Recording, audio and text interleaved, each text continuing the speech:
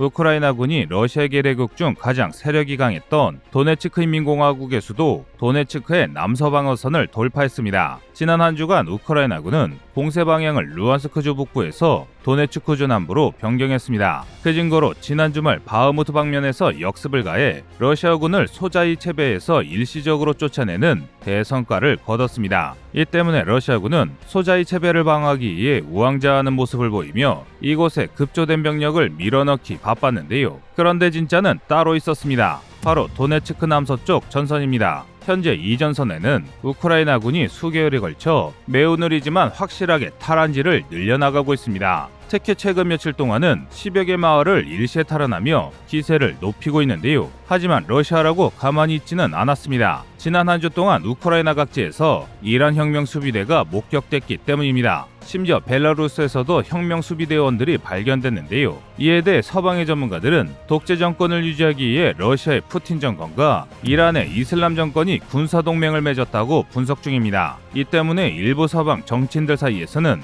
이를 두고 독일, 이탈리아, 일본 3국이 맺었던 추축국의 재림이라는 이야기까지 나돌고 있는데요. 그러나 두 나라의 군사적 동맹이 아무리 튼튼하다고 해도 이런 흐름과 상관없이 우크라이나의 전차들은 반격의 깃발을 높이 들고 쉼없이 진격을 이어가고 있습니다. 그래서 준비했습니다. 오늘은 지난 주말 동안 가장 큰 변화가 일어났던 돈바스 전역의 상황에 대해 알려드리겠습니다.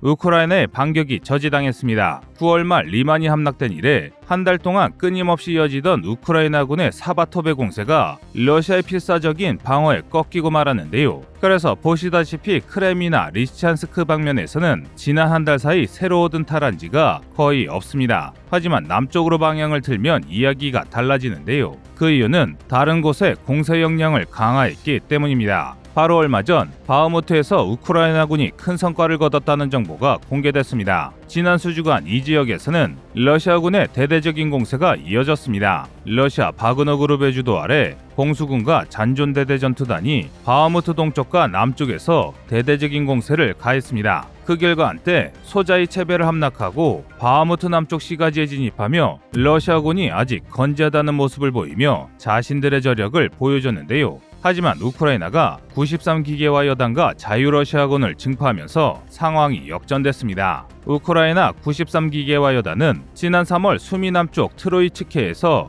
러시아의 사군이 전차 사단을 완파하고 이후 수개월 동안 이즘 남쪽에서 러시아군을 저지하던 정예기갑 부대입니다. 그런데 우크라이나군이 투입되면서 공세에 투입됐던 러시아 기갑이 순식간에 자취를 감췄습니다. 그런데 그 이유가 참 황당합니다. 러시아군은 우크라이나 기갑부대와 몇 번 싸워보고 상대가 안 된다는 것을 파악한 뒤 꼬리를 말고 도망친 겁니다. 하지만 우크라이나의 93기계 여단이 아무리 잘 싸운다고 할지라도 시가전에서는 아무래도 부족한 점이 많습니다. 그런데 다행히 이 부분을 자유러시아군이 메워주고 있습니다. 자유러시아군은 전쟁 중 포로로 잡혔거나 자진 항복한 러시아군 중 우크라이나 해방과 푸틴 정권의 몰락을 위해 활동하기로 약속한 반푸틴 혁명군입니다. 쉽게 말해 러시아군이었지만 우크라이나로 전향한 군인이란 것이죠. 우크라이나는 이들에게 나토식 군사훈련과 장비를 제공해 바흐무트에 투입했는데요. 그런데 이들의 전투력이 상당히 무시무시합니다.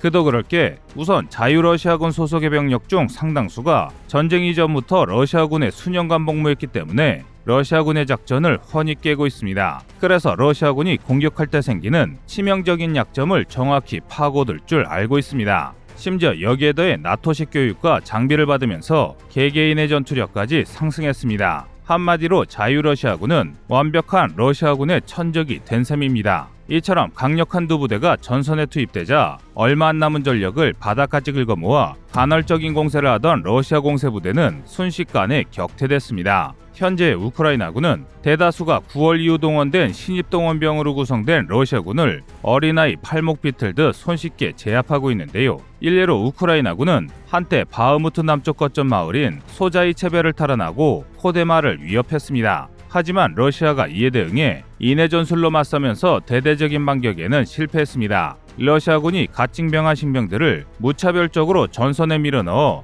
바흐무트 남쪽의 뉴욕시 아우디부카시 등 여러 최전방 거점을 공격하면서 반격보다 수비가 급해졌기 때문입니다. 정리하자면 현재 돈바스 북부 전역의 상태는 전형적인 교착 상태입니다. 일진일퇴 공방이 펼쳐지면서 어느 누구도 전쟁의 주도권을 완벽히 가져가지 못하고 있는 상황입니다. 반면 돈바스 전선 남쪽의 상황은 완전히 다릅니다. 우크라이나군의 맹공으로 러시아군의 방어선이 물에 젖은 골판지처럼 느리지만 확실하게 분해되고 있습니다. 그 증거가 바로 도네츠크 인근의 전황입니다. 지금 보시는 지도의 가장 북단에 위치한 곳이 바로 도네츠크입니다. 이곳은 러시아가 세운 계례국 중 도네츠크 인민공화국의 수도입니다. 그런데 보시다시피 시경계 인근까지 우크라이나군이 접근해 있습니다. 뿐만 아니라 시남쪽 방향으로도 우크라이나군의 공세가 이어지고 있는데요. 척 봐도 언제 수도가 함락당해도 이상하지 않아 보일 정도로 우크라이나군이 진군했습니다. 만약 우크라이나군이 도네츠크주 남부를 관통하는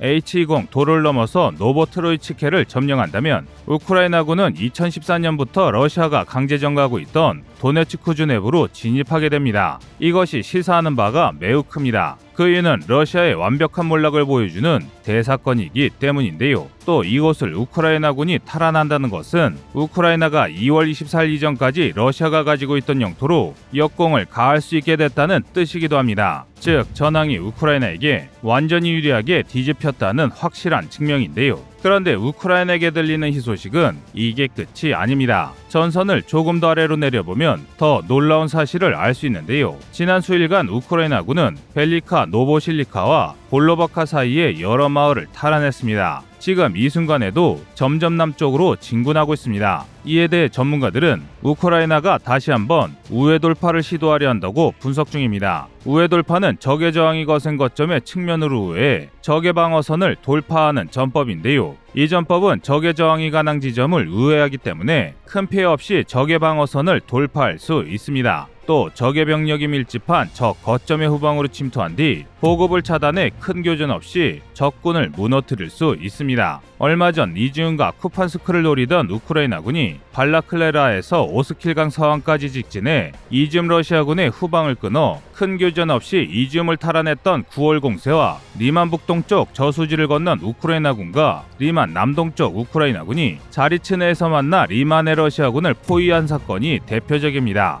그리고 이 우회 돌파를 하는 상태에서 다시 전황 지도를 살펴보면 매우 놀라운 사실을 알 수 있는데요. 바로 우크라이나군이 러시아군의 방어가 가장 취약한 작은 마을들과 소로들을 점령하면서 점차 볼로바카 남쪽으로 진입하고 있음을 분명히 알 수 있습니다. 이 흐름을 봤을 때 볼로바카 역시 이지움과 리만처럼 조만간 우크라이나에게 넘어갈 게 확실해 보입니다. 그렇다면 여기서 궁금증이 하나 생깁니다. 도대체 볼로바카가 뭐라고 우크라이나군이 이렇게 공을 들이는 것일까요? 일단 볼로바카에는 아무런 가치가 없는 것은 분명합니다. 지난 3월 마리우폴을 남북으로 포위하려던 러시아군이 볼로바카에 수만 발의 탄환을 퍼부어 도시를 완전히 잿더미로 만들었기 때문입니다. 하지만 관점을 약간 달리하면 이야기가 달라지는데요. 보시다시피 볼로바카는 우크라이나군이 마리우폴로 진격하기 위해서 반드시 거쳐야 하는 관문입니다. 따라서 우크라이나군이 볼로바카를 함락한다는 것은 조만간 우크라이나군의 마리우폴 탈환 작전이 개시될 것이란 신호가 될 수 있기 때문입니다. 그런데 이 지역은 현재 모든 러시아군의 전력 중 가장 약한 지역입니다. 다시 말해 지난 발라클레아 습격처럼 우크라이나의 대규모 기갑 부대가 동원된다면 볼로바카를 우크라이나가 탈환하는 것은 충분히 가능하다는 이야기입니다. 그리고 이렇게 되면 지금과 보이던 러시아군의 공세는 상황이 단숨에 역전될 것으로 보입니다.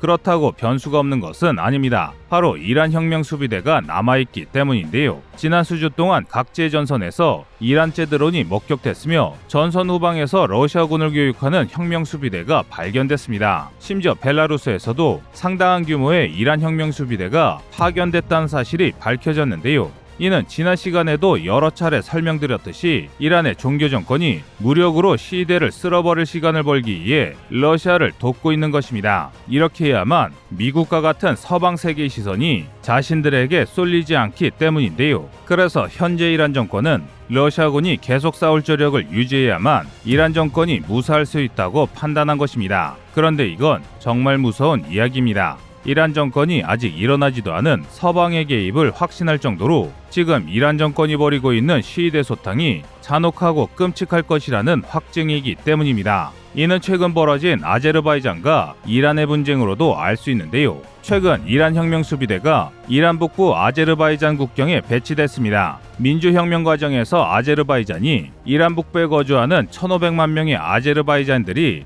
무기를 지원하는 것을 차단하려는 것인데요. 심지어 이란 언론에서는 아르메니아 남쪽에 있는 아제르바이잔 영토인 자이체반이 이란의 고토이므로 되찾아야 한다는 망언까지 등장했습니다. 이에 대해 아제르바이잔 정부는 이란 정권에게 국민을 죽음으로 몰아넣지 말라며 엄중 경고하는 등 아르메니아와의 분쟁 중임에도 굉장히 적극적인 태도로 이란 정권을 압박 중입니다. 또한 아제르바이잔과 우호를 쌓고 있으며 이란을 위협적으로 생각하는 이스라엘 역시 이 사태를 예의주시 중인데요. 정리하자면 혁명수비대의 개입이라는 군사적 변수는 분명히 전쟁에 큰 영향을 끼치고 있는 것은 맞으나 전황을 뒤바꿀 정도는 아닙니다. 그렇지만 이란 종교 정권이 푸틴에게 제공한 자폭드론 사이드 136과 각종 탄도미사일은 우크라이나에게 굉장한 위협이 되고 있는 것은 사실입니다. 그래서 현재 우크라이나에서는 독일제 아이리스-T, 프랑스제 크로탈 단거리 지대공 미사일을 들여와 방공망을 크게 강화 중입니다. 지대공 미사일로 하늘의 벽을 두텁게 쌓아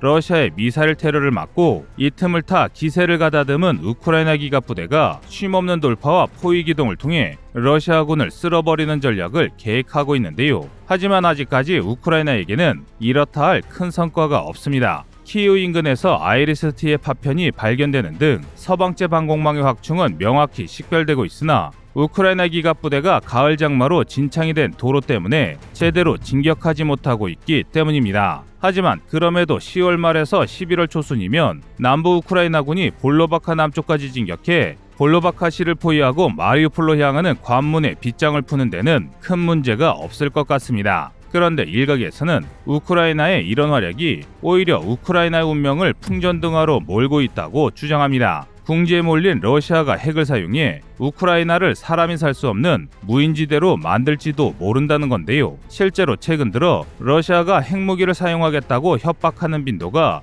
굉장히 늘고 있습니다. 일례로 철군 이야기가 나오는 헤르손 지역에서는 최악의 방사능 무기인 더티밤을 쓰겠다고 으름장을 놓고 있는데요. 그런데 이것은 겁에 질린 개가 더 크게 짖는 행동과 다를 바 없는 짓입니다. 러시아가 이러는 이유에 대해서는 다음 보도를 통해 전해드리겠습니다. 이상 꺼리투브였습니다.